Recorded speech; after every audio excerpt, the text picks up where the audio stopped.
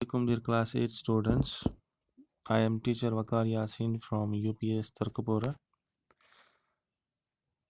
प्यारे बच्चों, आज हम ज्योग्राफी का जो लेसन है मिनरल एंड पावर रिसोर्सेज इसी को आगे कंटिन्यू करेंगे। और आज का जो हमारा फर्स्ट सब टॉपिक है वो है डिस्ट्रीब्यूशन ऑफ मिनरल्स। मिनरल्स कहाँ कहाँ पाए जाते हैं, किन रॉक्स में पाए जाते हैं, किन चट्टानों में इनको हम देखते हैं, और कौन कौन से मिनरल किस किस रॉक में पाया जाता है, ये हम इसी सब टॉपिक में जानेंगे। प्यारे बच्चों, मिनरल्स इग्नियस रॉक्स में, मेटामॉर्फिक रॉक में और सेडिमेंट्री रॉक्स में पाए जाते हैं। आयरन और निकल, कॉपर मिनरल्स, ये ऐसे 3 मिनरल्स हैं जो इग्नियस और मेटामॉर्फिक रॉक्स में पाए जाते हैं। लाइमस्टोन भी एक मिनरल है प्यारे बच्चों, जिसे हम सेडिमेंट्री रॉक्स से हासिल करते हैं। अगर हम प्लेट्यू रीजन की बात करें, इंडिया में जो प्लेट्यूज हैं यानी टेबल लाइक लैंड, जो हमारा दक्कन का एरिया है, और छोटा नागपुर प्लेट्यू है सेंट्रल इंडिया में, ये प्लेट्यू रीजन्स कहलाते हैं इंडिया के। यहाँ पर अगर हम देखें तो बहुत ही ज़्यादा मिनरल डिस्ट्रीब्यूशन जो है पाई जाती है, ज़्यादा से ज़्यादा मिनरल्स यहाँ पाए जाते हैं। और ये दोनों रीजन्स जो हैं, दक्कन का एरिया और छोटा नागपुर प्लेट्यू, ये दोनों ऐसे रीजन्स हैं, इलाके हैं इंडिया के, जहाँ सबसे ज़्यादा मिनरल्स पाए जाते हैं। ये रिच है मिनरल डिस्ट्रीब्यूशन में। आगे पढ़ते हैं, यूजेस ऑफ मिनरल्स। मिनरल्स के यूजेस भी हैं, हम इनको बहुत सारे इंडस्ट्रीज़ में इस्तेमाल करते हैं और बहुत सारी चीज़ें इन मिनरल्स से बनाई जाती हैं। तो चलिए देखते हैं। प्यारे बच्चों, कुछ मिनरल्स ऐसे हैं जो अक्सर हार्ड होते हैं, सख्त होते हैं, और इन हार्ड मिनरल्स का इस्तेमाल जेम्स बनाने में होता है, और इन्हीं जेम्स से फिर जेवरात यानी ज्वेलरी बनाई जाती है। कॉपर भी एक मिनरल है और इसका इस्तेमाल अक्सर कॉइन्स और पाइप्स बनाने में होता है। सिलिकॉन भी एक बहुत ही इम्पोर्टेंट मिनरल है। सिलिकॉन कंप्यूटर इंडस्ट्री के जो बोर्ड्स होते हैं, कंप्यूटर में जो बोर्ड लगा होता है अंदर, उसमें सिलिकॉन का इस्तेमाल होता है। और सिलिकॉन जो है ये क्वार्ट्ज से हासिल किया जाता है, जो खुद में एक मिनरल है। प्यारे बच्चों, एल्युमिनियम जो अक्सर आप देखते हैं बिजली से ट्रांसपोर्ट की जाती है एक जगह से दूसरी जगह, तो एल्युमिनियम का इस्तेमाल ऑटोमोबाइल इंडस्ट्री में यानी गाड़ियां बनाने में, एयरप्लेन्स को बनाने में, बोटलिंग इंडस्ट्री यानी बोटल्स वाली इंडस्ट्री जो है, इनमें भी इसका इस्तेमाल होता है। साथ में बिल्डिंग्स को तैयार करने में भी एल्युमिनियम का बहुत ज़्यादा अहम रोल है। किचन कुकवेयर जो है, यानी किचन में जो हमारे बर्तन होते हैं, वो भी एल्युमिनियम की ही धात से बनाए जाते हैं।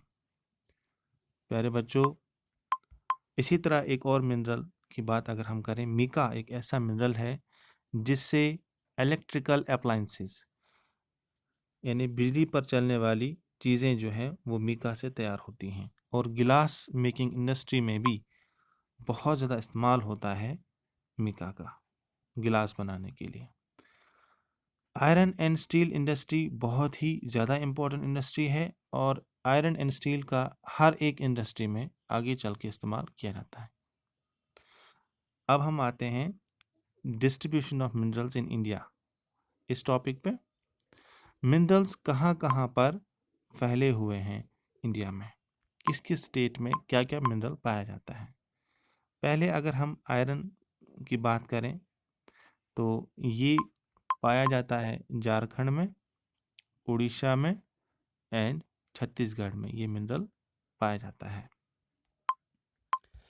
बॉक्साइट की हम अगर बात करें तो बॉक्साइट झारखंड में, उड़ीसा में और छत्तीसगढ़ में पाया जाता है।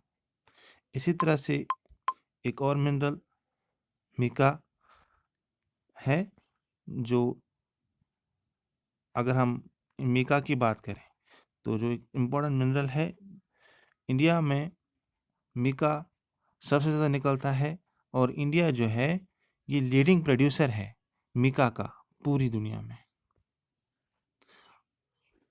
झारखंड, बिहार, आंध्र प्रदेश ये ऐसी 3 स्टेट्स हैं जो सबसे ज़्यादा मिका प्रोड्यूसिंग स्टेट्स हैं। यहाँ पर सबसे ज़्यादा मिका निकलता है।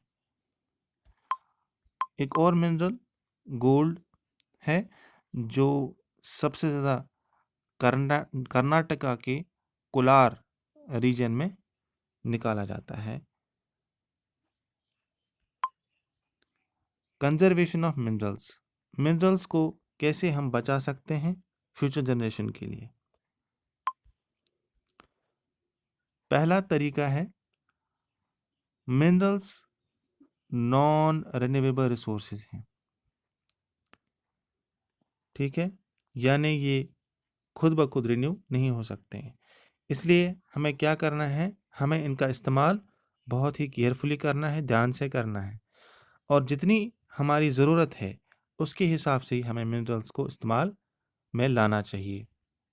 ओवर एक्सप्लॉयटेशन जो है मिनरल्स की, उससे हमने जो है दूर रहना चाहिए। मिनरल्स का ओवर एक्सप्लॉयटेशन नहीं करना चाहिए।